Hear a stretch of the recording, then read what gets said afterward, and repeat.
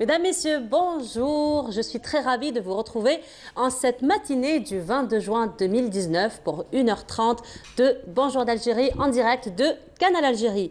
Aujourd'hui, le programme est assez varié puisque nous allons recevoir des étudiants. Vous savez, les étudiants en ce moment sont très dynamiques, particulièrement dans tout ce qui est production scientifique et production sportive d'ailleurs, puisque nous allons recevoir deux clubs scientifiques. Donc le premier concerne le club scientifique des pharmaciens, le deuxième le club scientifique des médecins. Alors le premier, celui des pharmaciens, viendra nous parler d'un événement, on va dire santé, sport. Il s'agit de Pharmarathon. Voilà, Pharmarathon. Donc c'est un événement sportif qui va se dérouler aujourd'hui même, donc le 22 juin samedi, au niveau de la forêt de Bouchaoui à partir de 9h. Donc ça va commencer donc peut-être dans quelques instants. Le club scientifique de médecine viendra nous parler de leur premier numéro, pardon, de leur nouveau numéro du magazine, le lancement de la plateforme qui regroupe plus de 900 cours et exercices en médecine. Aussi, nous parlerons de la 5e édition de la campagne de sensibilisation et de dépistage sur le diabète et l'hypertension artérielle.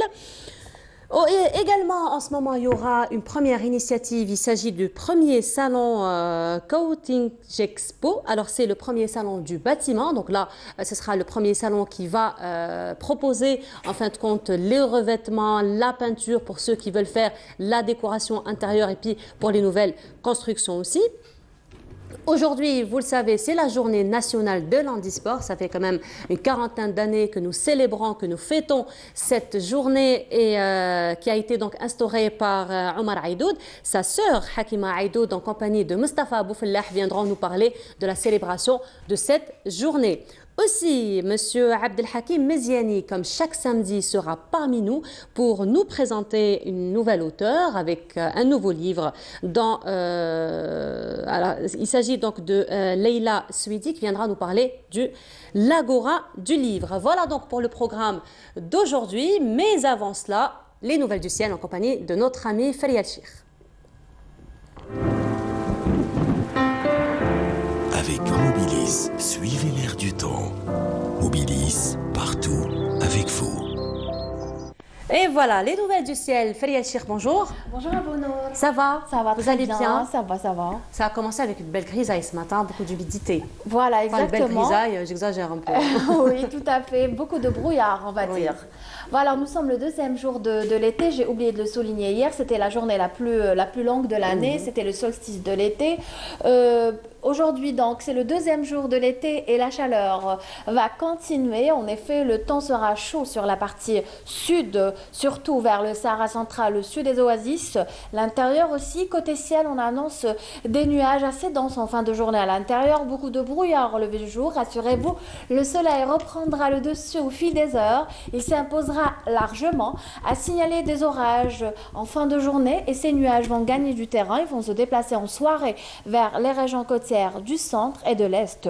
Sur la partie sud, le maintien d'une activité pluvio-orageuse vers l'extrême sud, le Hogar, le Tasli. Des nuages commenceront à défiler à partir de l'après-midi au Sahara central, au Sahara oriental, parfois même jusqu'au nord Sahara. Les températures, les voici, il fera chaud donc cet après-midi. Nous allons commencer par le sud.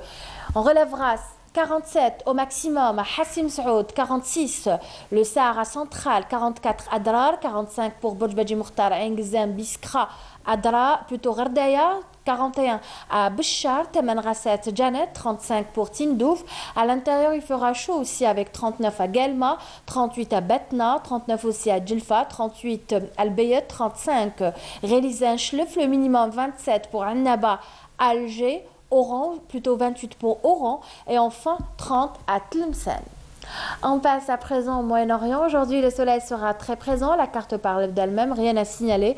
Les températures, quant à elles, on relèvera cet après-midi 42 à Khartoum. Il fera 40 à Jeddah, 34 à Damas, 31 pour Amman, 37 au Caire, 37 aussi à Abu Dhabi, 36 à Masqat, 41 à Riyad, 43 Koweït City et enfin 42 à Bagdad. Aujourd'hui, le soleil se couchera à 20h10. Vous avez toujours le site de Météo Algérie, les 3 w.météoalgérie.dz. À retenir aujourd'hui donc, retour du soleil et des températures élevées, surtout sur la partie sud. Il fera chaud. Évitez encore une fois de vous exposer au soleil si vous le pouvez bien sûr. Hydratez-vous et à tout à l'heure pour d'autres nouvelles du ciel. Merci pour votre attention. Avec Mobilis, suivez l'air du temps. Mobilis, partout avec vous. Merci beaucoup, Je Fariel, vous en prie. pour les nouvelles du ciel. Donc, on vous retrouvera à Au midi courant de la journée, et à exactement. 19 Voilà. heures pour d'autres nouvelles, s'il y a actualisation encore. Exactement. Merci Voilà. beaucoup, Je Fariel. vous en prie, On à vous tout souhaite à une très l'heure. belle journée. À vous aussi, merci. Alors, avant d'entamer le programme de Bonjour d'Algérie, pause musicale comme à l'accoutumée, en compagnie du groupe Day, Djrou Lia.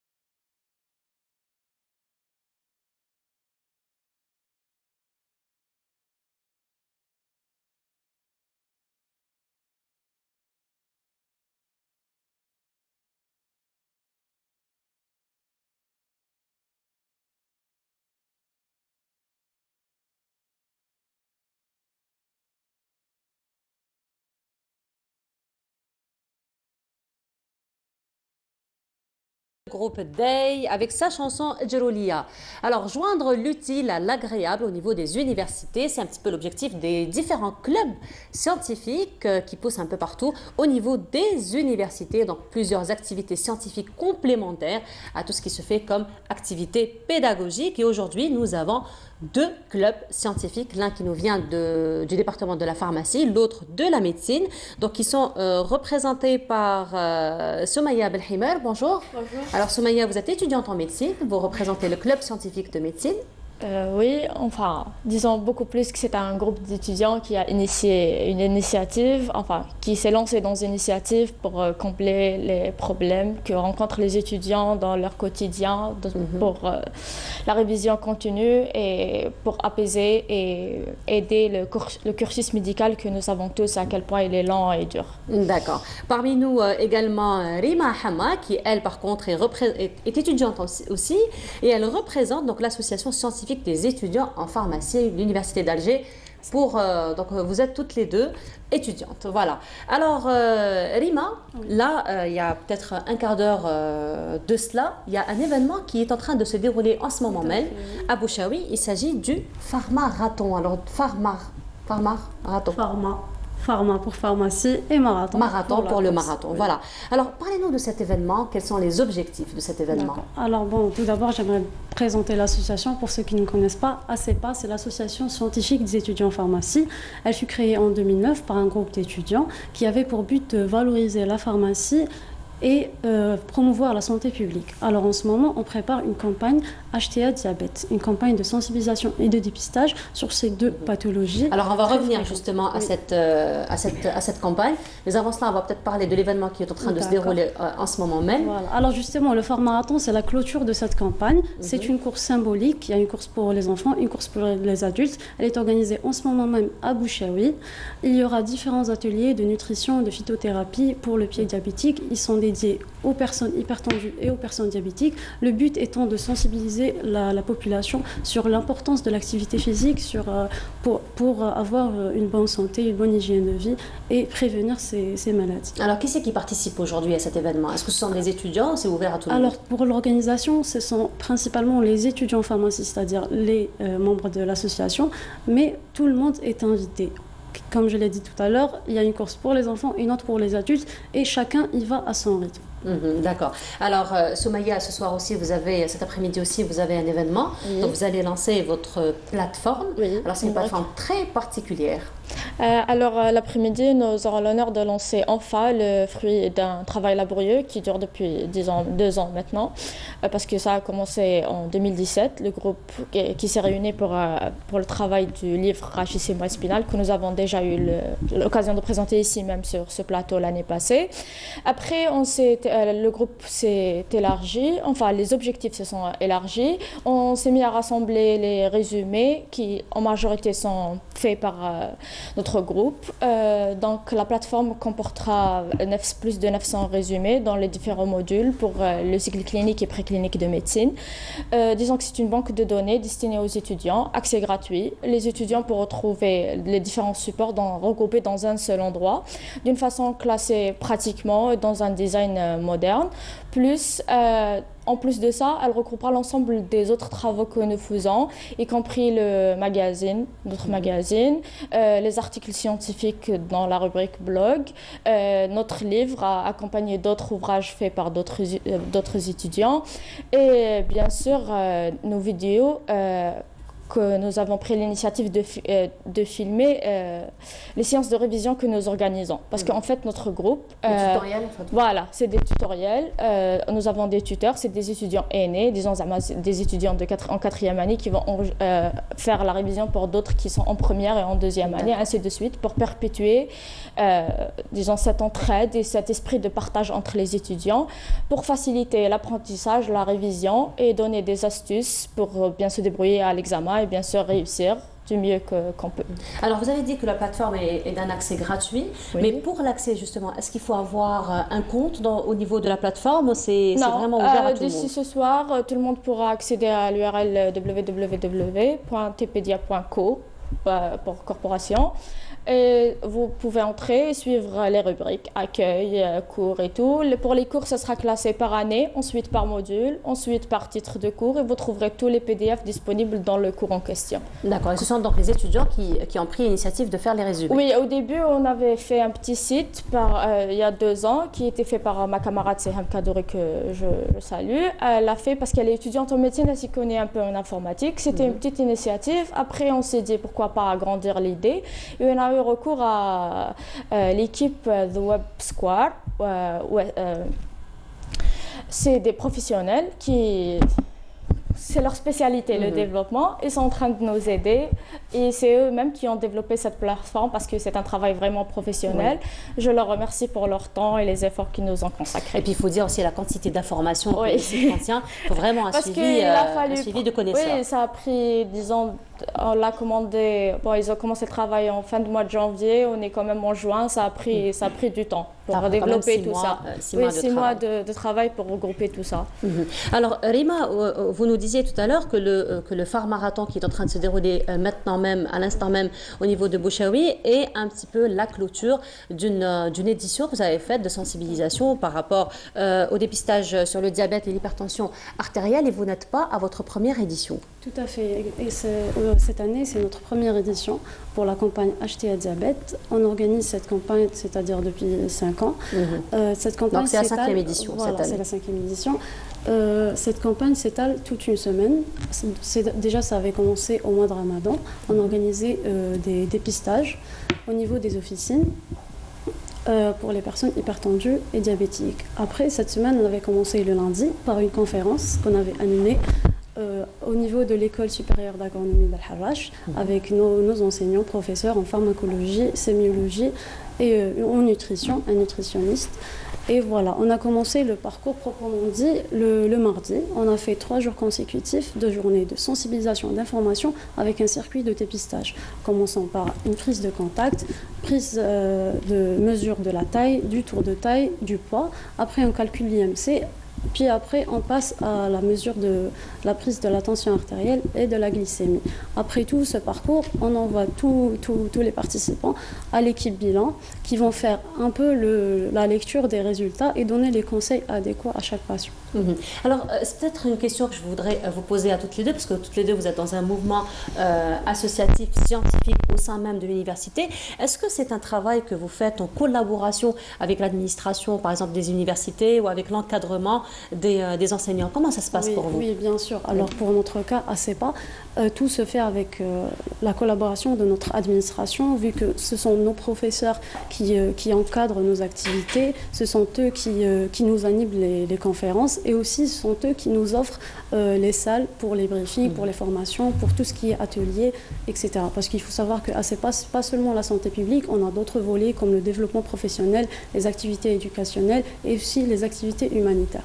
Donc voilà, on travaille en étroite collaboration. Donc en fait, vous n'êtes pas que dans le scientifique? Pas du tout. On est un peu partout, on est polyvalent comme la pharmacie. Voilà, effectivement. Voilà. Et comment ça se passe pour vous, Soumaya? Oui, pour le département de médecine, je tiens à remercier Dr Bellamine, directrice du préclinique et chef de centre de la faculté de médecine à Ziania. C'est elle-même qui nous autorise à utiliser les salles TD et les amphis pour enseigner, pour nos séances de tutorat continu qui se déroulent tout au long de l'année. Pour les enseignants, ils nous aident surtout pour recorriger les résumés et les petits recueils que nous faisons, que ce soit en physiologie, cardio, pneumo, ou que ce soit pour le rachis. Après avoir élaboré le résumé, on leur donne, ils prennent le temps de corriger.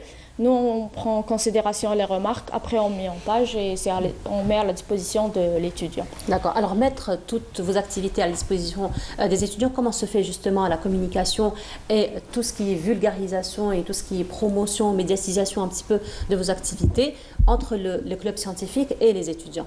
Alors justement, pour d'autres cas à CEPA, la médiatisation et la communication, c'est essentiellement les réseaux sociaux. Il faut nous suivre sur notre page à CEPA, notre compte Instagram et Twitter, tout y passe. À chaque fois qu'on organise un événement, on le lance 15 jours à l'avance. Donc tout le monde, même pour ce qui est des événements santé publique, ils sont réservés au grand public. Donc vous ne pouvez pas rater ça. Pour la médiatisation, on a tout un volet qui est chargé de la médiatisation. Bien organisé. Voilà, on a un volet une petite pour, entreprise en fait. En quelque sorte, en quelque sorte. On a un volet pour la médiatisation, tout ce qui est design, tout ce qui est conception. Un autre pour les relations publiques, celui qui nous a justement offert ce passage aujourd'hui. D'accord. Et pour vous, Soumaya, comment ça se passe? Pour nous, en fait, on est juste un petit groupe qui appelle les vingtaines. Je pense qu'on est 21 ou 22. Donc, pour aussi, on utilise les réseaux sociaux pour la page. Pour ce qui est de nos activités, c'est surtout dans le volet pédagogique, scientifique. Nous essayons de perfectionner notre formation beaucoup plus, parce que quand on est étudiant, on sait certaines lacunes, les problèmes que nous rencontrons, donc on essaie d'aider les gens qui vont venir après. Donc nous lançons la séance de tutorat, le lieu est connu vu que ça se passe à la fac, ils viennent, que ce soit pour les conférences ou si la majorité du temps ça se passe à la fac. Donc l'ensemble des étudiants est informé, que ce soit notre page Facebook TPDIA, le compte Instagram. Bientôt, d'ici ce soir, on aura le site. Et il y a aussi la chaîne YouTube qui va bientôt s'enrichir de beaucoup plus de vidéos, parce que en fait l'étape suivante, c'est que on envisage de, parce que c'est pas tout le monde qui peut se déplacer à la séance de tutorat. Il y a des gens des fois qui partent chez eux, pour les gens de la cité et tout. On a prévu de faire des petites séries vidéo la prochaine fois pour les tutoriels, soit en film à la maison, soit ça sera sur tablette, des petites animations pour mieux expliquer, mieux vulgariser l'information médicale et scientifique. Mais sinon, Soumaya, vous avez aussi mis en place un magazine.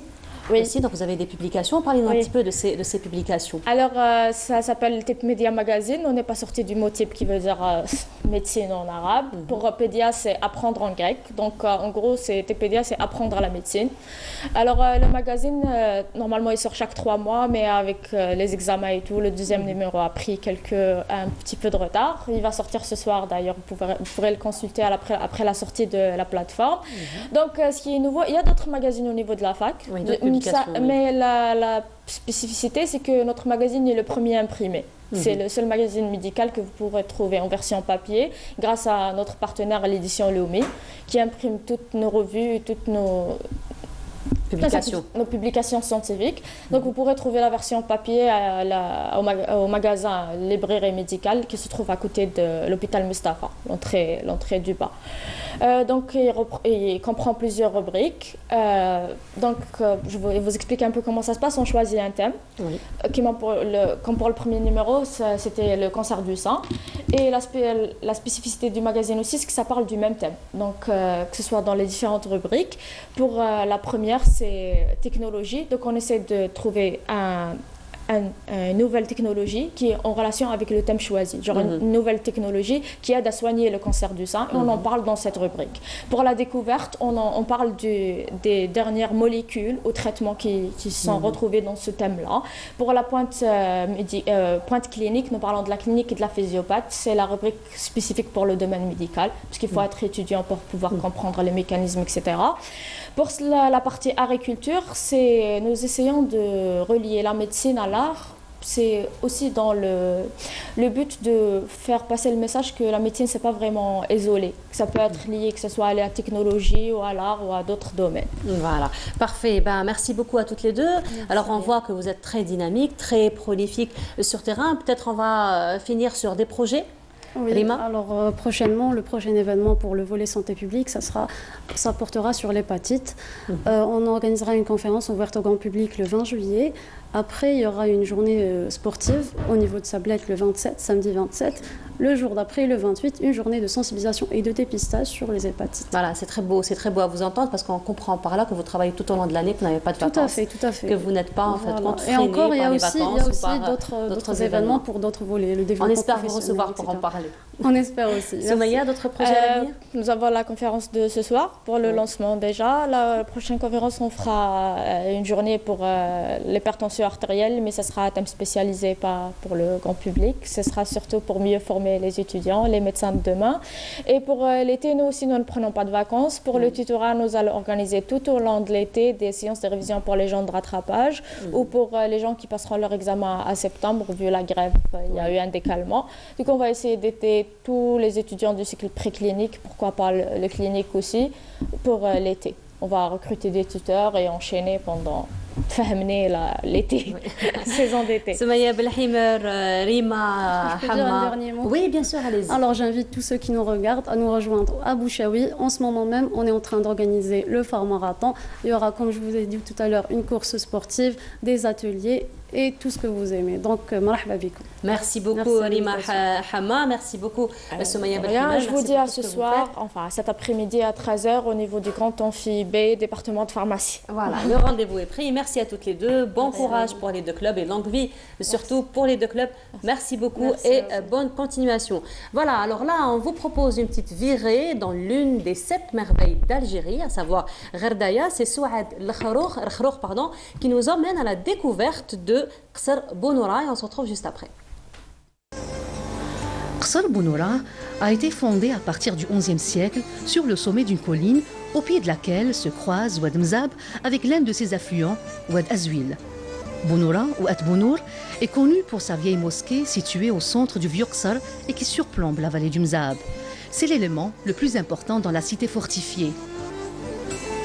La mosquée, restaurée à l'identique, se distingue par ses formes simples et irrégulières.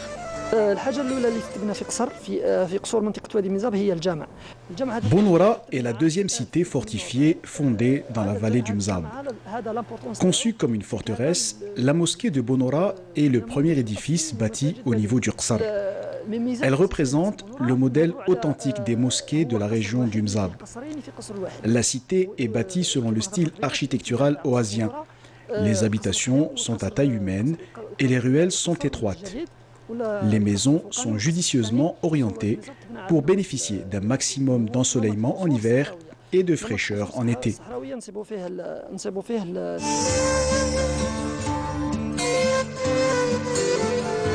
Qsr Bounoura a vu son extension après la disparition de sa partie supérieure, qui constitue l'ancien Qsar.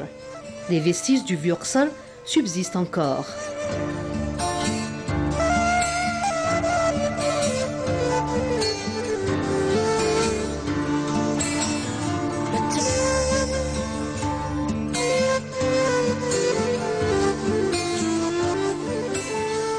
Autre particularité du Qsar réside dans son architecture qui recèle des maisons remparts aux lignes arrondies, formant un véritable front défensif d'une hauteur atteignant environ 20 mètres.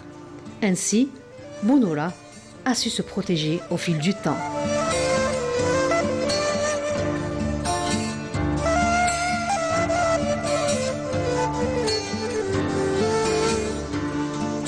Voilà, alors de retour sur le plateau de Bonjour d'Algérie, place au livre à présent avec Abdelhakim Meziani qui vient comme chaque samedi nous présenter un nouvel auteur, une nouvelle publication, un nouveau livre. Monsieur Meziani, bonjour. Bonjour. Ça va, vous allez bien? La baisse là. Marhaba bik. Alors vous n'êtes pas seul aujourd'hui? Oui, je suis toujours bien accompagné. Ah bah quelle chance. Oui. Bien Je le suis moi aussi ce matin quand même. Hein. Ah bah merci. Je le suis quand même.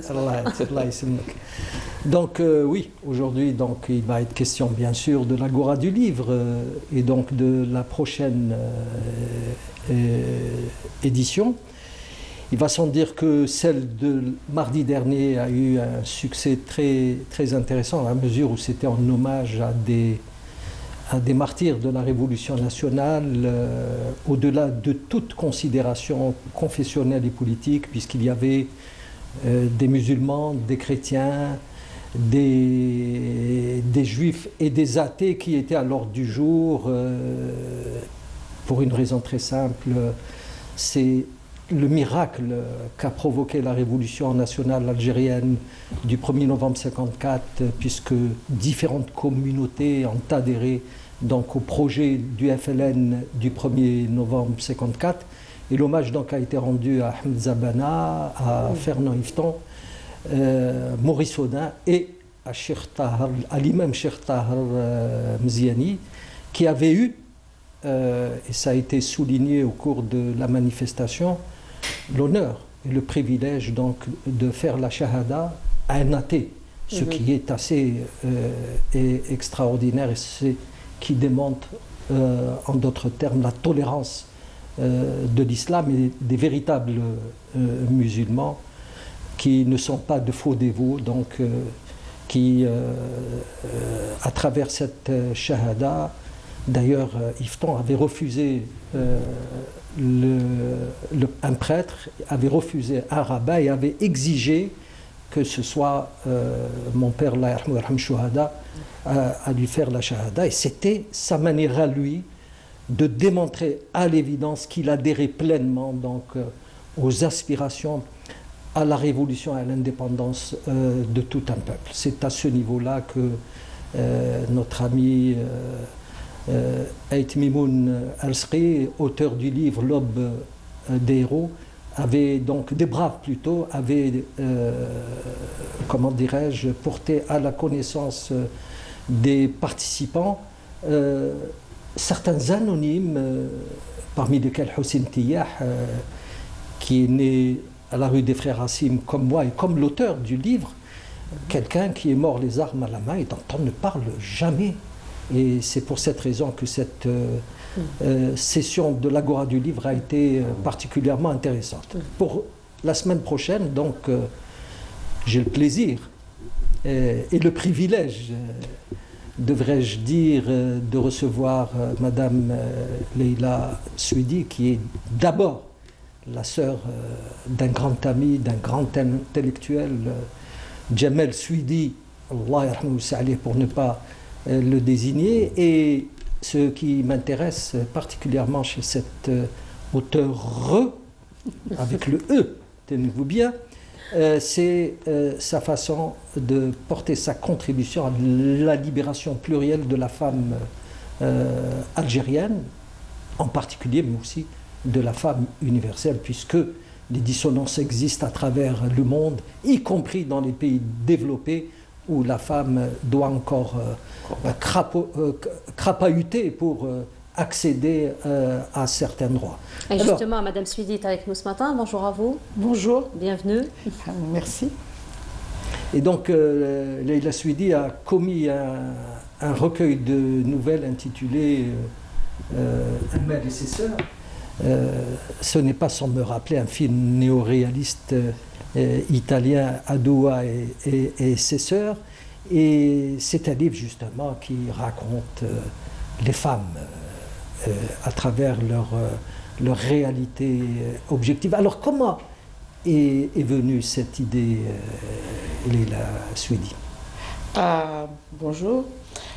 En fait, cette idée est venue parce que j'ai eu une petite fille.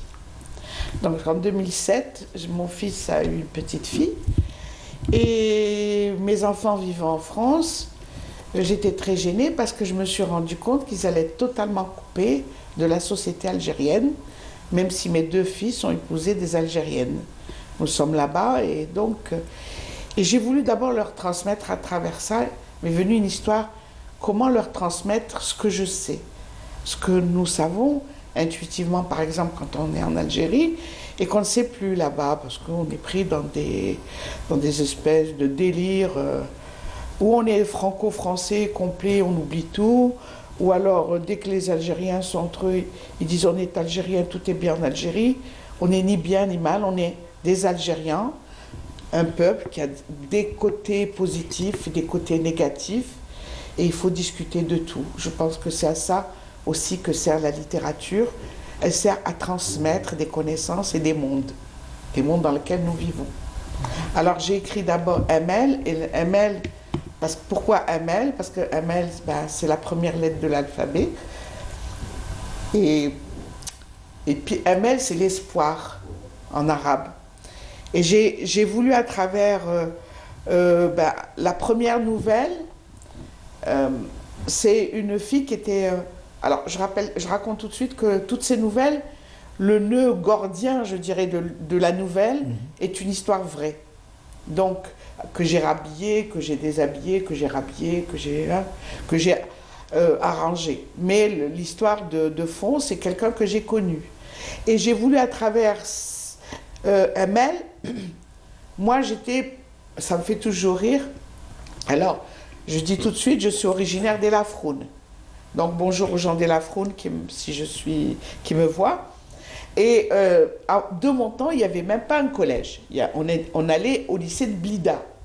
Donc on était la première génération qui allait massivement, je dirais, à l'école. Il y en avait avant, mais massivement, on était les premières. Et j'avais cette amie qui s'appelait, dont j'ai changé le nom bien sûr, qui s'appelait Emel, qui était avec moi en 3e et qui voulait passer le bac. Alors à l'époque, c'était déjà énorme d'arriver au bac, et puis qui voulait faire des études supérieures. Elle ne savait pas trop quoi, et qui était excellente élève. Et donc à la fin de la 3e, on l'a mariée contre son gré. On l'a mariée de force. Donc je voulais montrer déjà que, à travers, si vous voulez, le mariage qui paraissait à notre société à l'époque, un truc normal, on mariait les filles à 14-15 ans. Hein. Moi j'ai connu même des filles mariées à 12 ans. Hein. Donc on mariait les filles très jeunes. Et pour elles, les parents, c'était normal. Et nous étions déjà dans l'attente d'un autre avenir, d'un avenir avec un côté peut-être professionnel. Déjà, on disait, j'aimerais bien être médecin, j'aimerais bien être enseignante. Alors, c'était vraiment de l'ordre de l'espoir, mais j'ai voulu lui rendre hommage. Alors, justement, la problématique chez nous, en règle générale, lorsqu'on parle de la femme algérienne, ce sont toujours des réserves qui sont avancées, des supputations, de malheureuses supputations, comme vient-il de souligner. Si je portais à votre connaissance un passage d'un poème de mon maître, Jalaluddin Rumi, qui est un grand maître soufi, quelle serait votre réaction si je vous disais que la femme est ce sentier lumineux qui guide nos pas vers le paradis? Je ne serais pas du tout étonnée. J'ai quand même fait de la littérature arabe au lycée. J'ai quand même pas mal fait de littérature arabe. Ce que je veux dire, c'est qu'en même temps, nous sommes dans la définition de Jalaluddin Rumi, et ensuite dans un pays où quand on parle de la femme, on dit hachek. Donc, j'essaye, moi, dans ce livre, il y a plusieurs personnages, c'est très, très variable. J'essaye de dire qui est réellement la femme. La femme que j'ai connue sont des femmes en général très braves, très courageuses, qui sont battues contre des lourdeurs dont on n'a pas idée.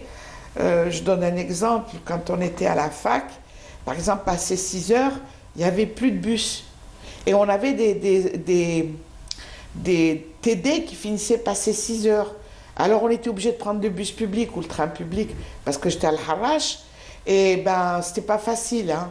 Voilà, donc tout ça, on a eu des lourdeurs, on a eu des difficultés. Je parle de moi, mais j'essaye de parler au nom de toutes ces femmes qui, quand on dit qu'elles sont devenues ingénieures ou médecins, l'ont fait au prix de sacrifices violents. J'avais une amie architecte, Hassina, qui était avec moi, et par exemple, elle disait qu'elle ne pouvait travailler que quand tout le monde dormait. C'est-à-dire, il fallait qu'elle fasse le ménage, il fallait qu'elle fasse la cuisine, il fallait qu'elle range tout, mais elle n'avait le droit de travailler ses devoirs, ce qu'elle avait à faire, qu'après 10 heures du soir. Voilà, et c'est ça que j'essaye de dire, ce quotidien. Si vous permettez, Monsieur Luciani, là, je suis en train de feuilleter votre livre, et puis il y a les titres qui vraiment, ils sont très frappants.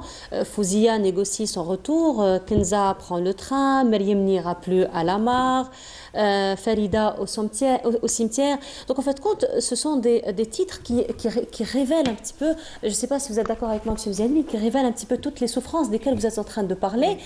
Donc là, rien qu'en lisant le titre, on va très vite imaginer ou comprendre un petit peu le vécu très lourd de ces femmes-là. Alors aujourd'hui, si vous deviez évaluer la situation de la femme aujourd'hui, avec toute l'ouverture qu'il y a, avec toutes les lois discriminatoires aussi qui sont promulguées, quelle est la situation aujourd'hui, enfin, finalement?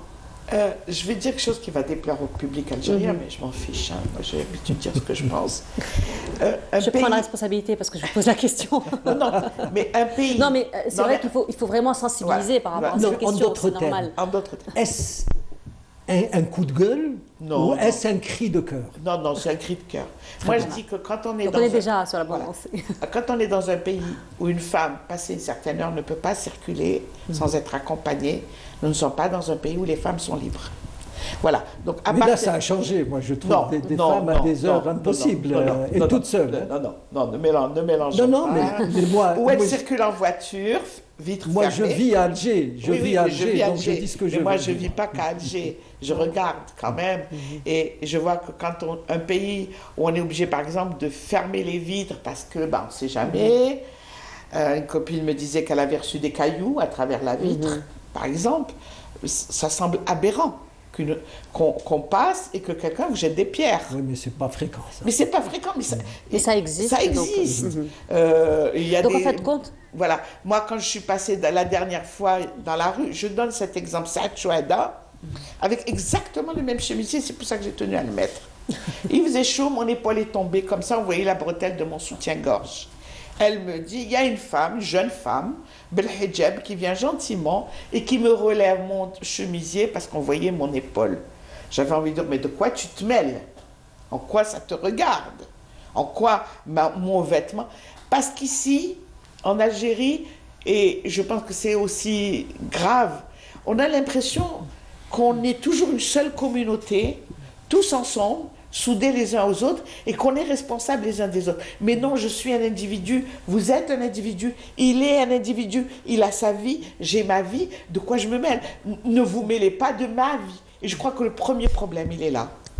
Faudrait... Donc en fait, voilà, c'est peut-être tout un travail encore de sensibilisation qui doit se faire, mais il faut dire aussi que ces dernières années, il y a quand même des améliorations qui ont été faites. Voilà, il y a beaucoup d'améliorations, surtout qu'il faut le dire, il y a beaucoup de lois antidiscriminatoires qui protègent la femme, qui protègent les droits de la femme. Et d'ailleurs, on le voit maintenant, la femme a vraiment intégré tous les domaines, il faut le dire. Et elle est à la tête de toutes les marches, par ailleurs. Voilà, alors, par exemple. Il y a un autre aspect positif. Il y a un seul aspect négatif. Oui. Pour moi, il ne peut y avoir d'égalité que le jour où la polygamie sera abrogée. Réellement, qu'il est interdit d'épouser deux femmes.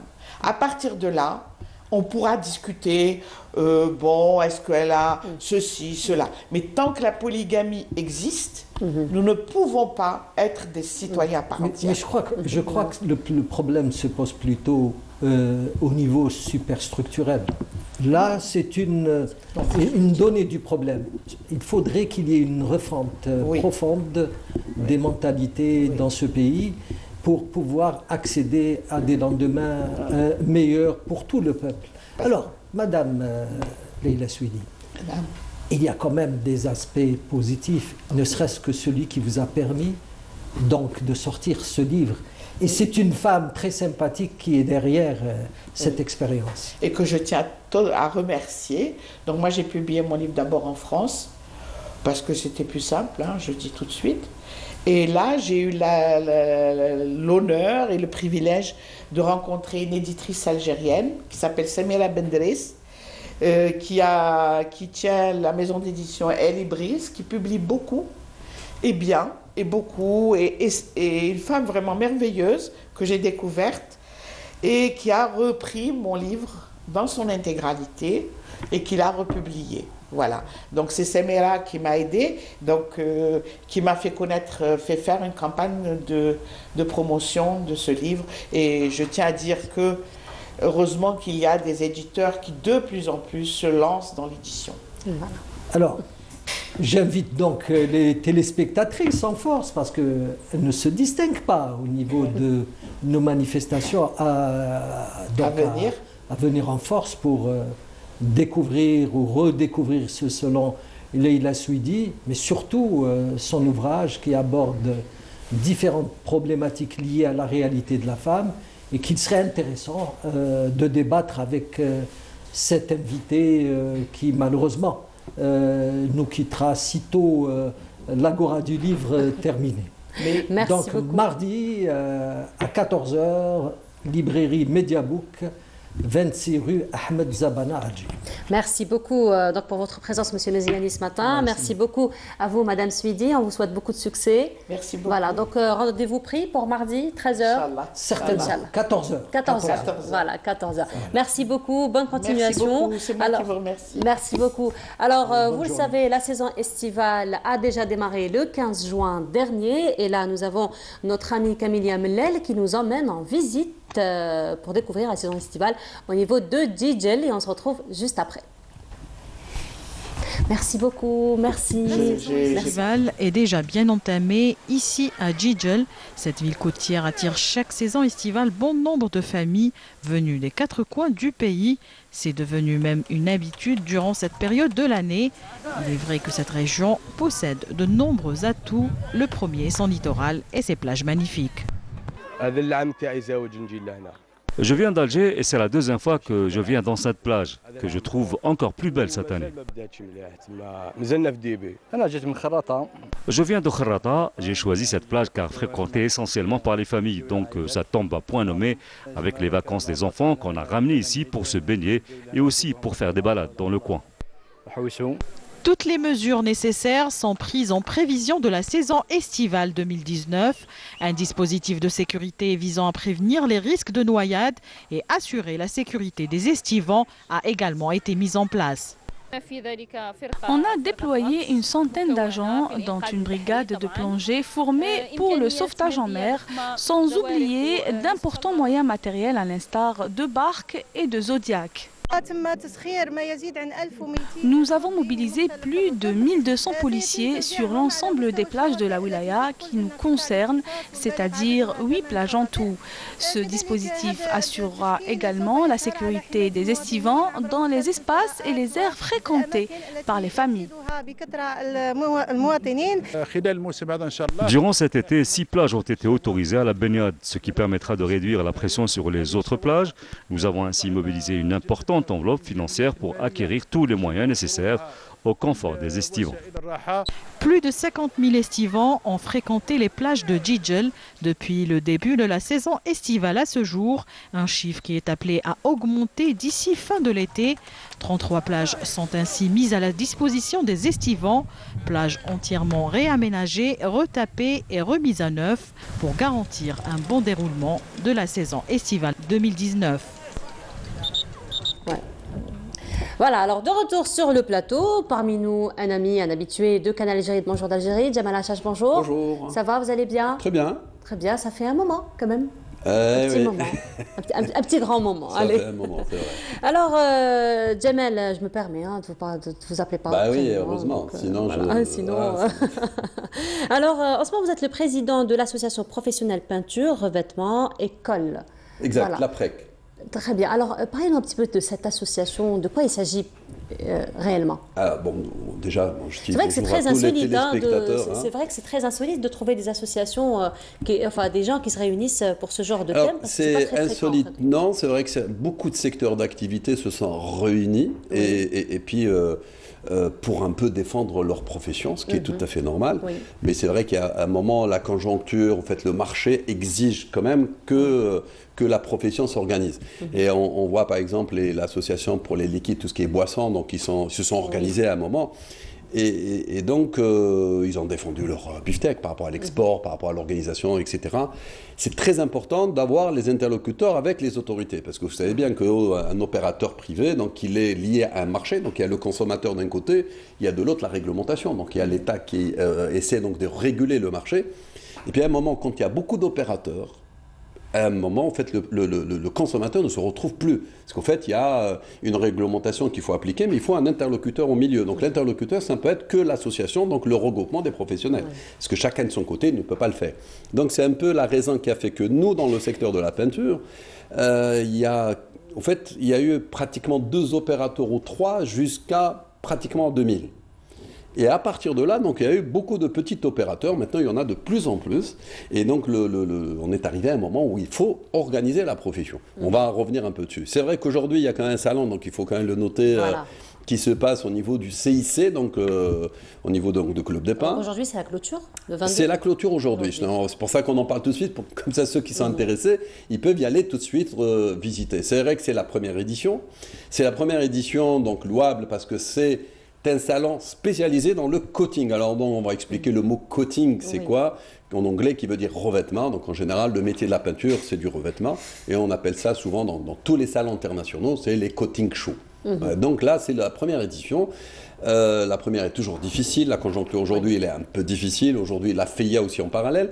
Mais il y a eu quand même cette bonne initiative d'organiser ce salon du professionnel. Alors justement, on va peut-être parler un petit peu du salon. On reviendra par la suite à l'organisation du métier, comme vous le disiez. Alors ce salon, donc, il a ouvert ses portes le 19. Aujourd'hui, c'est la clôture. Oui. Alors d'où vient l'idée justement de lancer ce salon? Alors aussi, on va rendre à César ce qui est à César. Oui.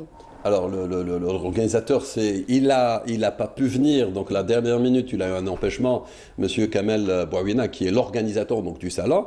Effectivement, l'idée, comment il a eu, un organisateur de salon, donc d'événementiel, il a senti un petit, on va dire, creux sur le marché où il y a beaucoup de salons spécialisés, comme le salon donc l'agroalimentaire, il y a le salon donc bon, déjà il y a le Batimatech et le salon du bâtiment d'une manière générale, mais il commençait à y avoir en fait quand même des salons spécialisés, de la promotion, du tourisme, etc. Mais ce métier-là, donc il n'y en avait pas. Il a eu cette idée donc d'organiser le salon pour qu'on puisse... Alors, il faut savoir que les salons professionnels, logiquement, ils sont destinés aux professionnels. C'est-à-dire que c'est un moment d'échange entre professionnels et, on va dire, les autorités. L'objectif, justement, nous, en tant qu'association, c'est d'essayer d'accompagner, on va dire, l'organisateur dans le futur pour amener, justement, donc, le débat vers le haut pour essayer d'organiser le métier et réguler le marché de la peinture. Alors, juste un petit exemple, en fait, il faut savoir que la peinture, c'est un produit de grande consommation, hein, qu'on ne le veuille pas, même s'il est un peu un produit professionnel, c'est pas la consommation directe, on ne le trouve pas en supérette, mais dans en Europe, beaucoup de bricoleurs vont acheter de la peinture, ils vont le faire par soi-même. C'est-à-dire que vous pouvez être concerné par ça. À un moment, vous allez être dérouté et complètement perdu. Vous ne savez pas c'est quoi une peinture et quelle est la qualité de peinture. Donc l'organisation en fait, que nous essayons maintenant de monter, la PREC, j'insiste sur le nom parce que ça s'appelle Association Professionnelle. Oui. Le mot professionnel, on a tenu à le mettre parce qu'il va falloir que les opérateurs se mettent un peu à niveau pour qu'on puisse mettre des normes de qualité. Cette norme de qualité, on ne peut pas la faire si l'autorité ne joue pas le jeu avec nous. Qui est l'autorité au fait? C'est le ministère de l'Habitat, c'est le ministère du Commerce, c'est le ministère de l'Industrie. Ça veut dire que si on arrive aujourd'hui à mettre en place une norme, c'est ce qui se fait ailleurs, hein, cette norme, ce sera un label. Vous, en tant que consommatrice, vous allez dire, OK, c'est labellisé, donc le produit peut être aux normes. On ne rentre pas dans les détails de la qualité, mais si vous avez trouvé la norme, ça veut dire que c'est passé déjà par une espèce de contrôle que nous avons, nous, travaillé avec les autorités pour mettre cette norme, donc cette barre. Quelle serait cette barre? Ce sera donc vraiment les techniciens qui vont la mettre. Alors donc voilà à peu près le... Pour ce salon, il est national ou international? C'est quoi un salon national? Ça ne peut pas exister un salon national. Là, on parle de mondialisation, on ne fait pas un salon... donc l'objectif de chaque organisateur, c'est de faire un international. Mais bon, pour qu'il devienne international, il va falloir que... Voilà, donc il est international. Alors justement, vous parliez un petit peu de ce travail qui doit se faire entre les entreprises et entre l'État, mais entre les entreprises elles-mêmes. Est-ce qu'on peut parler dans ce sens sur le partenariat entre les différentes entreprises? Est-ce que ça se fait?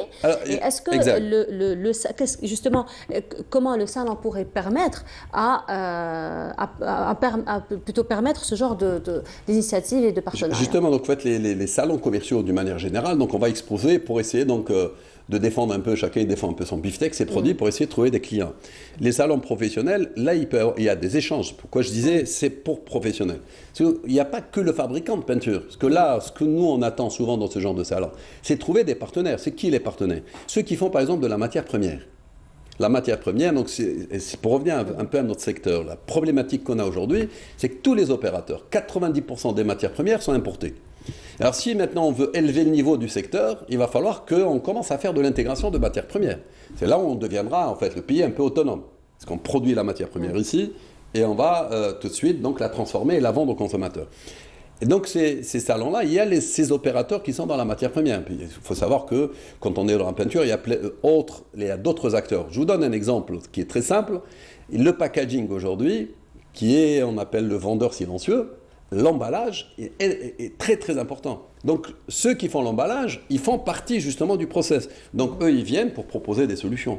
Si on n'a pas l'emballage et puis on va commencer à l'importer, etc., et ben, tout ça fait qu'il y a des liens qui se créent. C'est vrai que c'est très difficile entre fabricants et fabricants, même si, quand même, dans l'association, moi j'aime bien, parce qu'on me dit « Ah, vous êtes le président de l'association ». Non, je suis le fédérateur. Le mot président, c'est un peu trop fédérateur, parce qu'au fait, le but, c'était de fédérer une profession, qui est parfois difficile, parce qu'un concurrent, on part du principe que c'est presque des ennemis, alors que nous, on a essayé de dire, chacun sur le terrain se bat. Apporte une pierre, en fait. Mais on a des problématiques communes qu'il va falloir qu'on discute.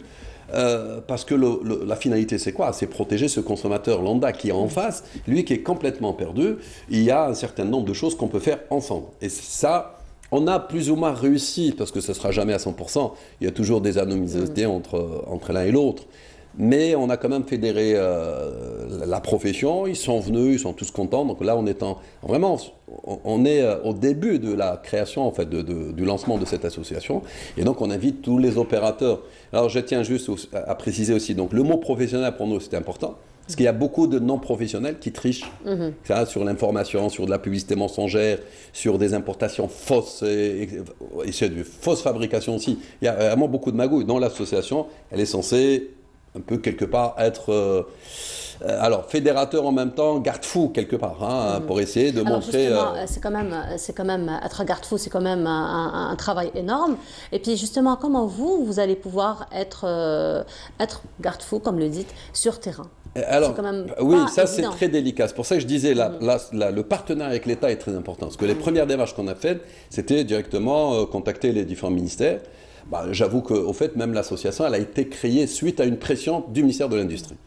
Donc certaines personnes du département de l'industrie, donc de la CRES, c'est le département de la PME-PMI, qui nous ont appelés, ils nous ont demandé de s'associer, de se rassembler pour avoir des interlocuteurs. Pourquoi? Parce qu'ils ont besoin aussi d'avoir un œil sur le marché à travers nous. Donc on leur donne certaines données du marché pour pouvoir réguler. Donc ça c'est ce qui a été. Donc comment ça peut se faire? Honnêtement, en tant qu'association, ce qu'on peut faire peut-être sans la nécessité, quoique, juste un élément qui est important, la formation. Tout le monde, chacun dans son secteur, va vous parler donc du problématique de l'employabilité des jeunes. On a beaucoup de jeunes dans les universités, mais ils sortent à un moment sans qualification. Pourquoi? Parce qu'ils n'ont pas eu l'accompagnement, il n'y a pas eu une passerelle qui s'est créée avec les opérateurs. Donc aujourd'hui, on a toutes ces sciences de chimie. Donc au fait, dans l'université, c'est la chimie des procédés, je crois, donc c'est ça un peu l'intitulé. Mais on aimerait un jour arriver peut-être à une spécialité peinture, ce qui existe ailleurs. À ce moment-là, tous les opérateurs vont justement bénéficier de jeunes employables directement de l'université, ils vont nous aider. Aujourd'hui, ce n'est pas le cas. Donc ça, on peut le faire, mais vous voyez quand même, on doit travailler avec le ministère de l'enseignement supérieur. Donc autre chose, c'est-à-dire que nous, on peut mettre... d'association, en fait, quand ce sont des projets, peut-être que vous allez concrétiser à l'avenir. Exactement. Par exemple, le ministère de l'Habitat s'est imposé, par exemple, la norme qui peut l'instaurer, c'est le CNERIP. C'est le Centre national du bâtiment, en fait, du contrôle de bâtiment. Donc aujourd'hui, ils mettent en place, au fait, des normes sur tous les matériaux du bâtiment. La peinture en fait partie. Et ils sont équipés avec du matériel pour pouvoir contrôler, pour pouvoir normer justement cette profession. Donc vous voyez, ce qu'on peut faire en tant qu'association, c'est ce qui est important, c'est qu'un groupe peut déjà parler. C'est ça. Après, on va devoir trouver dans chaque segment l'organisme étatique qui pourrait nous faciliter les choses. Parce qu'en fin de compte, ça va aider le consommateur final, c'est ça le but. Parce que si c'est pour dire, nous on va s'organiser pour qu'on ait des subventions, ce n'est pas le but. Nous on est des opérateurs privés. L'objectif c'est que chacun se bat, doit être compétitif pour grandir, pour gagner de l'argent. Il faut dire ce qu'il y en est, le privé c'est ça. Mais d'un autre côté, il faut que ça se passe dans un environnement, tout le monde sera gagnant. Donc l'État elle va pouvoir réguler le marché, donc le consommateur final va trouver son bonheur, le jeune va trouver des débouchés. Rien que pour un stage aujourd'hui, on va trouver. Oui, le but, c'est qu'on leur ouvre les portes, on leur montre où. Et franchement, Dieu seul sait qu'on a aussi des techniciens qui sont excellents chez nous. Dans l'association, on essaie de fédérer tout le monde, c'est-à-dire le fabricant, le non-fabricant, même... Alors certains, ils ne vont pas aimer au fait, même les importateurs. C'est un moment, c'était à la mode, ouais, on est importateur, ouais, et puis à un certain moment, on se dit, tiens, importateur, c'est mauvais, c'est quelqu'un qui est en train de... En fait, comme vous le disiez tout à l'heure, on est en pleine mondialisation, donc en fait, quand on ne peut pas se scinder et avoir ce clivage en fait, entre importateurs et nous, ça a été déjà un débat très chaud. Oui. Pourquoi, en fait, on va accepter l'importateur? Donc on a dit, on va accepter le professionnel. Oui. C'est-à-dire qu'importateur, à partir du moment où il y a une loi qui l'autorise à le faire, il faut l'intégrer, parce qu'avec lui, on peut travailler, on est sur la même table, mais le mauvais importateur ou le trafiquant, il peut être fabricant comme il peut être importateur. Lui, on va essayer donc de le dénoncer, ou à la limite, le remettre un peu sur rail pour qu'il travaille dans les normes. Mais donc on a ouvert ça, donc il y a le professionnel, ça peut être un chimiste, ça je me suis inspiré un peu des associations internationaux, il y a des chimistes indépendants, retraités et tout. Ben lui, on en a besoin parce qu'il peut aider un opérateur, il peut encadrer des jeunes, il peut vendre ses prestations parce qu'au fait, il va ponctuellement régler une problématique. Donc voilà, au fait, c'est vraiment le mot fédéré pour moi qui prime parce qu'on peut rassembler toutes les bonnes volontés pour une seule cause qui est améliorer le secteur d'activité qui est de la peinture. D'accord. Alors revenons un petit peu au salon, donc aujourd'hui c'est un petit peu la clôture. Vous parliez quand même d'un sujet très important entre la collaboration entre les universités et les entreprises. Alors est-ce que, peut-être bon c'est la première initiative, mais est-ce que à l'avenir il y aura probablement des rencontres que vous allez faire pour avoir un petit peu ce partenariat? Alors c'est vrai que le jeune homme qui a organisé le salon, M. Kamel Bouawina, franchement, il a tout le mérite. C'était difficile, surtout que, je vais dire, peut-être malheureusement, aujourd'hui, on est dans une conjoncture un peu spéciale, parce qu'avec le hirak et tout, ça a bloqué un peu le business. Il faut dire ce qu'il en est. Peut-être les prochaines éditions, donc on aura à développer de plus en plus. Je tiens juste à parler d'un autre salon qui va se faire en mois de novembre. C'est un salon... toujours dans pas les peintures, mais d'une manière générale, les revêtements. On a eu à rencontrer aussi l'organisateur et on a axé beaucoup plus justement notre volonté de contribuer au fait dans la partie conférence. Donc, production d'intelligence. Ça veut dire que moi, je suis aujourd'hui adepte plutôt donc, de conférences d'échange, de crever les abcès. Parce qu'à un moment, chacun dans son petit coin, chacun il essaie de parler, mais là, il va falloir qu'en fait, on sorte sur la place publique, on ramène les opérateurs, on ramène les bureaux d'études et on met en place justement un dialogue clair, net et public. Si je vous dis ça par exemple, le made in étranger, aujourd'hui il est payant, il fait vendre, mais à un moment les opérateurs doivent comprendre c'est quoi la qualité. Et donc au mois de novembre, le 19, il va y avoir aussi un autre salon qui sera aussi du coating en même temps du revêtement, parce que là, il y aura aussi d'autres acteurs. Parce qu'au fait, dans le revêtement dans le bâtiment, si vous allez par exemple aménager chez vous, vous allez avoir devoir de peinture aussi d'autres revêtements. Ça peut être du papier peint, ça peut être une, je sais pas, une bâche tendue comme celle-là, c'est joli. Ça, c'est aussi un produit de revêtement décoratif. On peut avoir donc plein de solutions pour la maison. Donc il va y avoir ce salon donc, au mois de novembre. Et nous, honnêtement, on a dit en tant qu'association, d'ailleurs pour les deux, on est prêt à travailler avec vous, mais dans cette optique. Parce que le salon, c'est privé, le salon, c'est commercial. Chacun, il décide pour lui-même. C'est qu'il veut exposer, il ne veut pas exposer. Mais en tant qu'association, nous, on ne cherche pas de clients. Nous, ce qu'on veut, c'est que l'organisateur travaille avec nous pour ramener tous les acteurs du secteur. Donc, université, ministère de l'Industrie, ministère du Commerce, ministère de l'Habitat, plus... il peut y avoir aussi des laboratoires, par exemple, privés. Il faut savoir qu'il y a des normes, au fait, et certains laboratoires doivent s'intégrer, doivent être référencés pour qu'ils puissent donner des normes et certifier certains produits. Et puis après, on peut imaginer l'ordre des architectes. Ils doivent travailler avec nous, parce qu'en fin de compte, c'est eux qui sont les prescripteurs, c'est un peu nos médecins. Donc l'ordre des architectes, ils sont invités pour débattre, parce que aujourd'hui, ils seront là quelque part les garants de ce que nous, derrière, on va produire. Et puis, il y aura aussi l'association de l'exportation, parce que c'est un peu à la mode, mais c'est nécessaire de commencer à réfléchir très sérieusement comment aller au-delà justement du marché algérien. Parce qu'on va arriver, je pense, dans 2-3 ans, à une saturation du marché, parce qu'il y a beaucoup de nouveaux acteurs, donc il va falloir réguler tout ça. Voilà, donc on vous souhaite beaucoup de courage pour vos actions, parce que quand même, vous avez du pain sur la planche, on va dire. C'est vrai qu'il y a du pain sur la planche. C'est vrai que pour fédérer toutes ces actions, donc c'est vrai que les secteurs ne sont pas séparés, mais vraiment il y a toujours un secteur qui dépend de l'autre. Donc beaucoup de courage. Oui, mais à vous, heureusement, bonne réussite. C'est le but de l'association, c'est qu'il y a aussi des gens avec moi, c'est que je ne suis pas seul. Et il y a vraiment il y a beaucoup de personnes avec de la bonne volonté. Voilà, c'est un peu le but de l'association. Merci beaucoup, Djemal Hachache, pour tous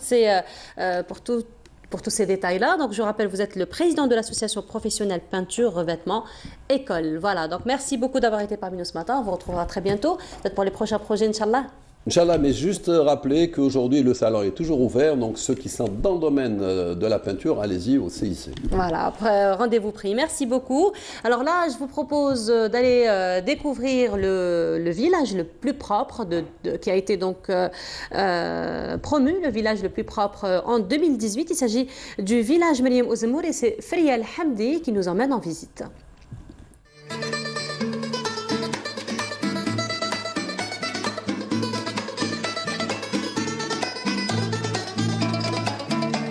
Nous sommes à Ezmour Oumrim, un village calme et paisible, fondé selon ses habitants aux environs de 1870 par des familles de l'Arche et Khalifa établies à Teddert Tamokrant, sur les hauteurs de Tirmitine et à environ 7 km du chef-lieu de la wilaya de Tizi Ouzou.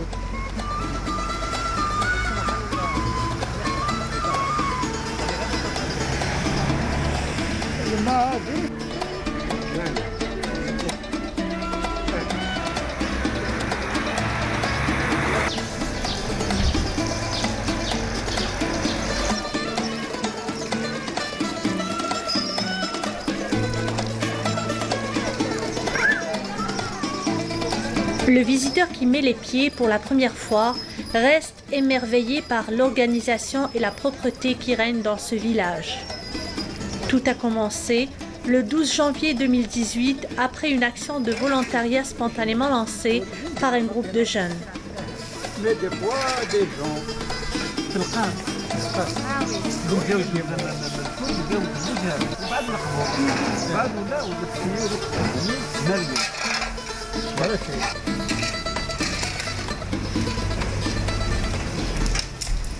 Ezmour Mariam, un village de la commune de Tirmitine, pas très loin de Tizi Ouzou, a eu le prix du premier village le plus propre 2019.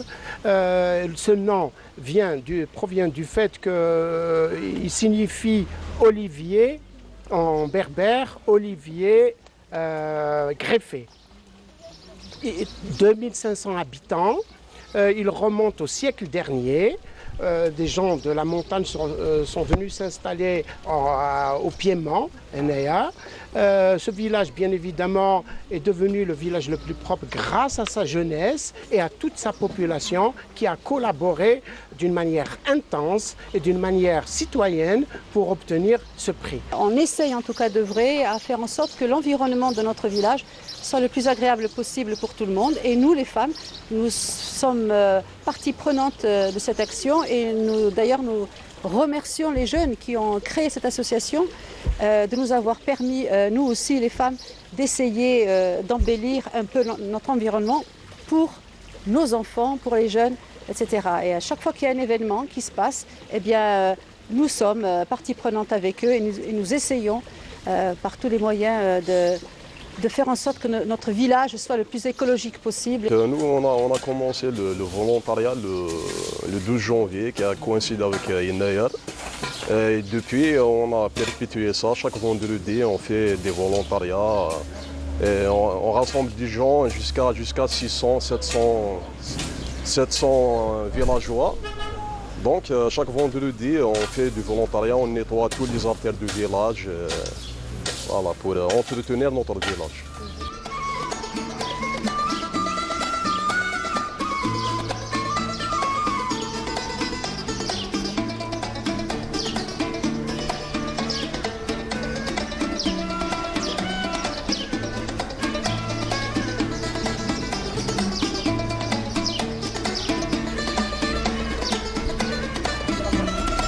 De là, il était devenu nécessaire de canaliser cette dynamique citoyenne naissante.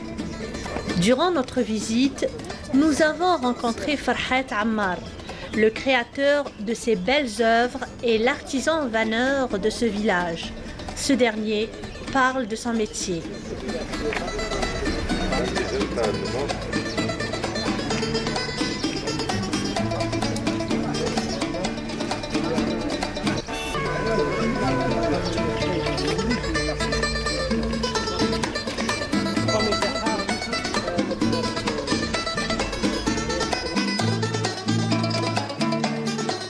دي زاني 88 89 اللي بديتها فهمت بكري كنت خدام نورمال ومن بعد تلاقيت هكذا مع صحابي اللي يديروها في عين مزيان يخدموها الصنعه هذه تاعهم رحت معاهم وليت تعلمتها رحت نروح معاهم الواد راح نحيو معاهم نخدم معاهم وليت الصنعه هذه عرفتها يخدموا كاع كاين بزاف حوايج كاين كيما هذه تاع الخريف كيما يديروا في الاخرى الخريف يديروا البيض فيها يهزوا فيها هذه باغ اكزومبل تاع لي فروي تاع القضيف فهمت كيفاه وهذه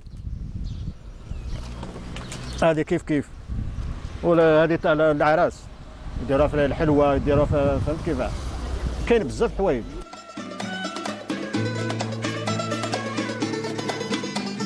Un peu plus loin, ce qui a attiré notre attention, c'est cette huilerie à traction animale renferme à son sein d'anciens outils agricoles qui constituent un véritable trésor à faire découvrir.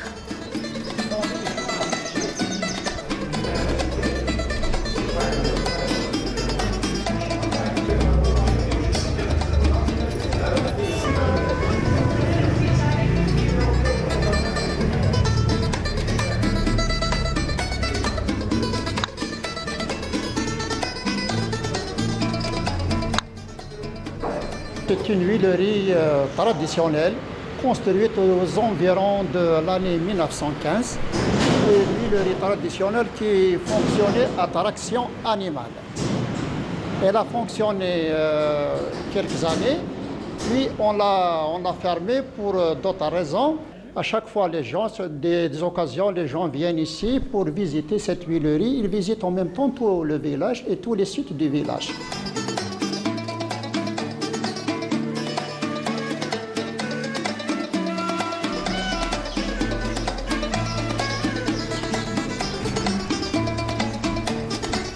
D'autres décors viennent agrémenter la placette et les ruelles de cette petite cité qui garde toujours ce côté traditionnel et typique de la Kabylie, comme ces maisonnettes en pierre qui résistent encore au temps.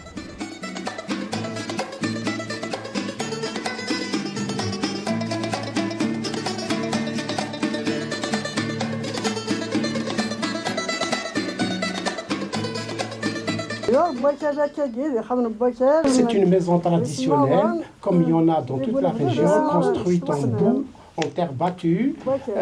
C'est des maisons à l'échelle humaine qu'on trouve particulièrement dans notre village, Zmour Oumriem. Ces maisons sont climatisées naturellement avec des murs épais et richement décorés selon bien évidemment notre culture.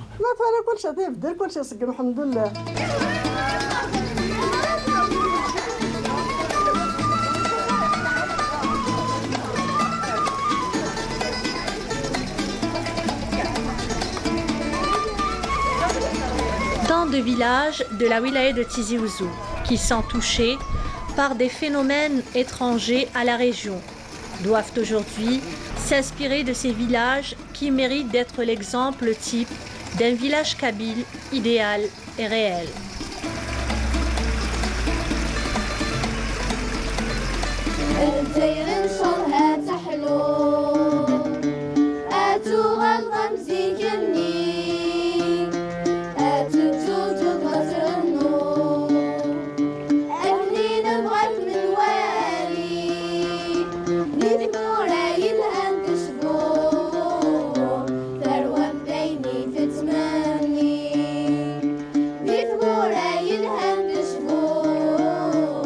Joli compliment.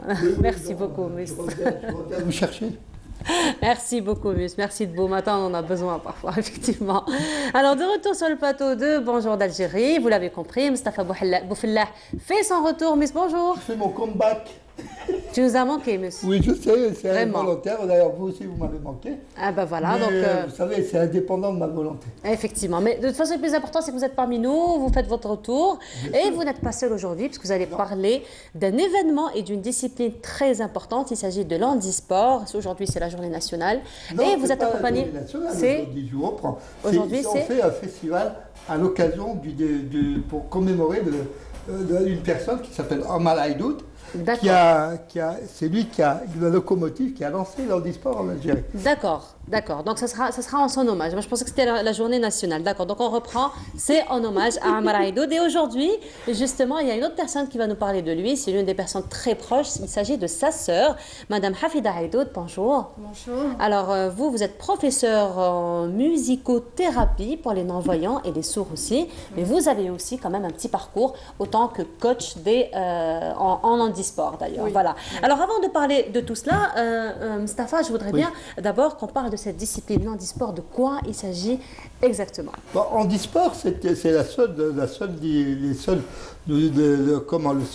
fédération ou la seule ligue qui a une multitude de disciplines sportives qui offrent aux personnes en situation de handicap et qui donne le maximum, qui regroupe les 3 types d'handicap, qui sont les non-voyants ou les malvoyants, les handicapés physiques ou moteurs, qu'on appelle, et les inadaptés mentaux. D'accord.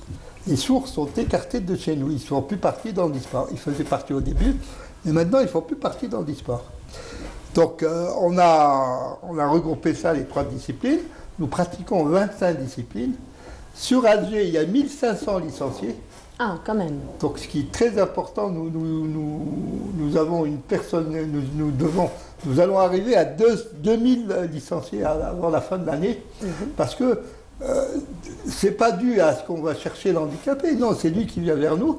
Souvent, c'est les parents qui ramènent leurs enfants pour dire « Ah, nous avons un handicapé, ils veulent pratiquer du sport, etc. » Il faut dire que ça fait 40 ans qu'handisport existe en Algérie. Voilà, effectivement, ça fait 40 ans qu'elle a été introduite en Algérie par Omar Haïdoud. Alors, parlez-nous un petit peu de votre frère qui a initié cette discipline. Alors, Omar, il a fait ses études, bien sûr, au début en Algérie, puis il est reparti en France pour faire une spécialité, et il est rentré à l'UNICEF pour faire professeur d'éducation physique. Et ensuite, il a fait une spécialité de psychomotricité et il a fait aussi de l'anatomie. Il est revenu en Algérie beaucoup plus tard, malgré il a enseigné aussi à Nancy pendant très longtemps. Et quand il est revenu, il est rentré comme professeur d'éducation physique et sa spécialité c'était la natation au CNEPS à Benaknoun. Puis un jour, un handicapé, il est arrivé au CNEPS pour faire du sport. Il était sur un fauteuil roulant. Et Omar, bien sûr, on lui a répondu qu'on n'avait pas la possibilité et la capacité d'avoir des handicapés dans un complexe olympique. Et de là, mon frère, il a quitté et il est parti pour créer une association. Et par la suite, c'était une fédération des sports pour handicapés. Et voilà, et ça a commencé comme ça. Ça a commencé comme ça. Alors vous-même, donc, vous êtes, on va dire, vous êtes intégré à ce mouvement associatif, et puis même, vous étiez autant que coach d'ailleurs, et vous étiez professeur en natation, c'est ça? À l'époque, j'étais très jeune, donc mon frère, je venais de finir mes études autres que le sport, et comme j'étais très très sportive, je faisais de la danse classique et tout, il m'a pris carrément, il m'a dit voilà, tu vas faire un stage, j'ai besoin de toi, tu vas faire de la musicothérapie pour les aveugles. C'était une spécialité pour donner des cours de danse, donc ça a été comme ça. J'étais pas encore professeure, j'étais animatrice, et par la suite, il m'a dirigée dans plusieurs centres, y compris à l'Achour. Donc on travaillait à l'Achour. Moi je travaillais beaucoup à l'Achour avec les aveugles de l'Achour. Et puis après, il voulait introduire aussi à la télévision l'interprétation des sourds-muets, le mime. Donc j'ai fait aussi interprète des sourds. Et de là, il m'a pratiquement dirigé toujours dans le sport parce qu'il n'y avait pas de femmes à l'époque qui pouvaient donner des cours pour les femmes, pour les petites filles et pour toucher aussi les enfants handicapés dans une piscine, etc. Voilà. Alors aujourd'hui, vous êtes professeur de musicothérapie. Alors parlez-nous un petit peu de cette discipline, de quoi il s'agit? Alors la musicothérapie, ce n'est pas simplement la danse. Il faut savoir qu'un aveugle, il y a deux sortes d'aveugles. Il y a l'aveugle qui est né aveugle et l'aveugle par suite d'une maladie ou d'un accident est devenu un aveugle. Donc l'aveugle qui est né aveugle, il est plus à l'aise dans ses gestes, etc. parce qu'il n'a jamais vu, il est beaucoup plus sûr de lui. Tandis que l'aveugle qui est né voyant et par la suite est devenu aveugle, il est plus, comment dirais-je, il a des problèmes il n'est pas sûr, il est toujours, on le guide, etc. Donc la musicothérapie, c'est une danse qu'on mélange les aveugles qui sont nés aveugles et les non-voyants, enfin les aveugles par la suite d'un accident. Et là, ils font une fusion d'une danse. Et par la suite, Omar, il a introduit les sourds-muets dans une danse. Ça veut dire que la danse, le voyant, le sourd-muet, le guidé par les gestes, et pour ne pas avoir un obstacle, et l'aveugle qui est né aveugle ou autre, enfin l'aveugle, handicapé visuel, il a le rythme. Oui. Donc il donnait le rythme aux sourds. Donc en fait une compilation très harmonieuse, j'ai envie de dire. Ça faisait une danse extraordinaire. Et puis c'est surtout pour les faire sortir de leur coquille, hein, c'est pas le but de la danse. Voilà, c'est vraiment un épanouissement. Ils se sentent comme les autres et c'était des spectacles extraordinaires. Et vous le faites toujours? Non, pour l'instant, non. Moi, je suis retraitée, j'habite en France. J'ai fait un parcours aussi pour la danse, mais je suis présente toujours pour les associations. Je me permets de rebondir sur ce qu'elle a dit. La psychomotricité, c'est aussi de trouver la latéralisation ou l'équilibre ou l'espace. Oui, c'est-à-dire déplacer dans l'espace. Comme un non-voyant ne peut pas se déplacer au début, il ne sait pas se déplacer.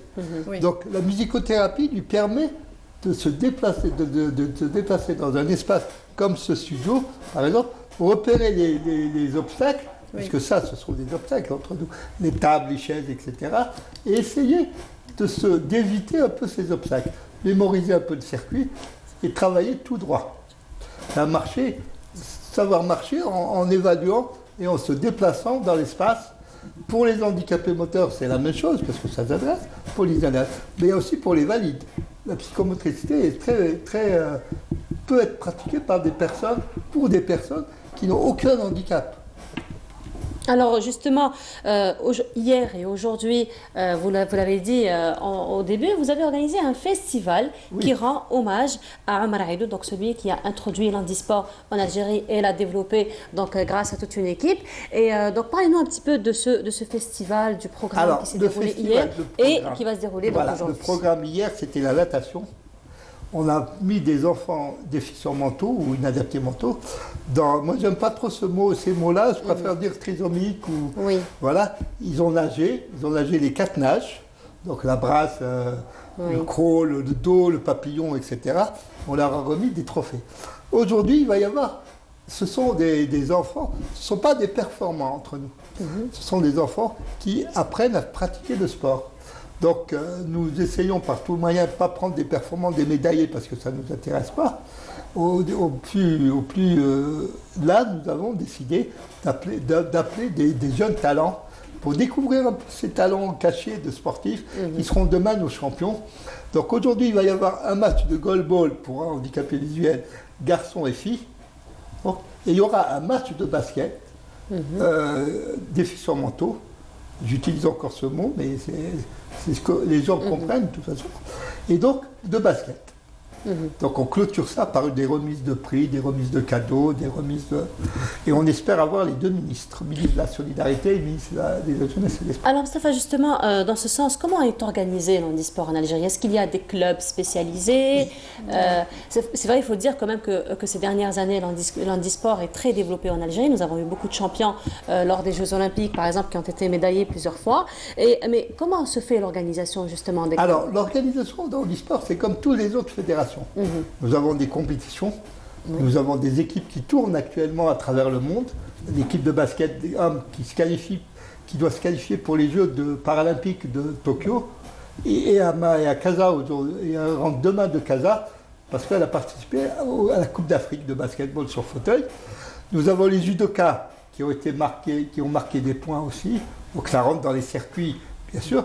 Mais sur Alger, je parle d'Alger, parce que l'Algérie, pour moi, je n'ai pas d'informations, je ne m'occupe que d'Alger. Alger a 25 clubs qui se découpent en même clubs que le Bouloudia ou l'USPA, etc. Nous avons des clubs qui sont rattachés à des structures comme la SSN, comme le GSP. Il y a des clubs qui sont rattachés à des grands clubs, donc des sections, et ça permet de faire des champions. Les autres sont dans les établissements spécialisés ou dans les clubs, des petits clubs d'associations qui viennent de naître, etc. D'accord. Alors là, vous vous occupez que sur le plan plutôt local, algérois. Mais est-ce que vous avez un petit peu une idée de ce qui se fait un petit peu sur le territoire national? Alors, est-ce que toutes les wilayas ou toutes les régions, si on puisse dire, disposent d'une ligue et de plusieurs clubs qui permettent justement à cette tranche de la société de pratiquer du sport? Vous savez, nous avons 48 wilayas. Je ne veux pas dire que dans 48 wilayas, il y a 48 ligues en sport. Non. Mais le peu que nous avons travaillent exclusivement, essayent de développer les disciplines sportives dans leur wilaya. Mais, au moins sur le plan régional. Voilà, sur le plan régional, sur le plan wilaya. Ça peut toujours... Si les gens ont des enfants handicapés qui habitent par exemple l'Orwat ou qui habitent le sud Tamadrasat, etc., pour connaître l'adresse des ligues, il faut se présenter à la direction de la jeunesse et des sports de la wilaya. Eux-mêmes peuvent leur diriger sur les ligues en sport qui existent dans la wilaya. Mais, disons, peut-être, c'est pas pour me jeter des fleurs, mais Alger a une dominance sur l'handisport. D'abord, c'est la ligue doyenne, c'est la ligue la plus vieille. Déjà la ligue doyenne, et puis c'est au niveau de la capitale. Voilà, c'est la capitale. Et Alger n'est pas l'Algérie, je le dis toujours et je le dirai toujours. Mais simplement, il y a une cadence qui fait que nous avons un championnat, nous avons une coupe de wilaya. D'ailleurs, je remercie à tout mon staff qui est avec moi, qui est l'équipe pluridisciplinaire, donc, qui pratique le sport, qui ne connaissaient rien à l'handicapé et qui se retrouvent maintenant dans le bain des handicapés. Mais sinon, Mostafa, je voudrais justement vous faire réagir par rapport peut-être à un phénomène qui existe toujours. C'est-à-dire quand on a un handicapé à la maison, il y a certains parents qui ne sont pas sensibilisés en fait compte par rapport à l'importance de faire du sport à un enfant handicapé. Donc, est-ce qu'il y a justement un travail de sensibilisation qui se fait au niveau des parents? Oui. Pour ça, c'est les présidents de club, parce que c'est eux qui sont en contact avec les parents. C'est les présidents de club ou les chefs d'établissement qui les orientent vers le sport, la pratique du sport. Je ne veux pas dire que quelqu'un qui ne peut pas faire le football, on va le diriger vers le football. Non. Il faut savoir d'abord la pathologie, le taux d'handicap qu'il a, la possibilité qu'il a de se déplacer dans l'espace et de nager dans l'eau, de ne pas avoir peur de l'eau. Et donc toute cette équipe pluridisciplinaire est chargée d'évaluer ça. Voilà. En plus de ça, nous invitons les parents à venir.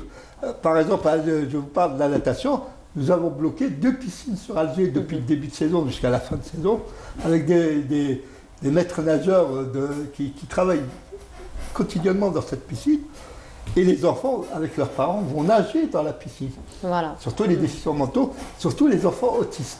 Parce qu'il est important de dire, et notre mission est d'abord ouvrir les portes de l'handisport à tout type d'handicap.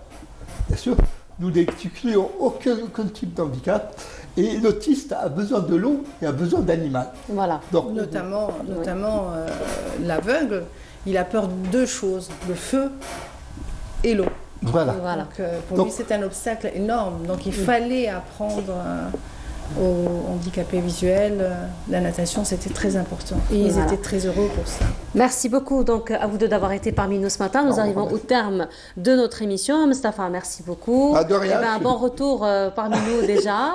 Voilà. Madame Hafida Aïdoud, merci beaucoup d'avoir été parmi nous ce matin. Donc on vous souhaite beaucoup de belles choses à l'avenir, notamment en compagnie des handicapés, parce que vous avez quand même beaucoup d'expérience dans ce sens. Merci encore une fois à vous deux. Merci beaucoup de nous avoir suivis. Vous retrouverez Bonjour d'Algérie demain à partir de 9h. D'ici là, je vous souhaite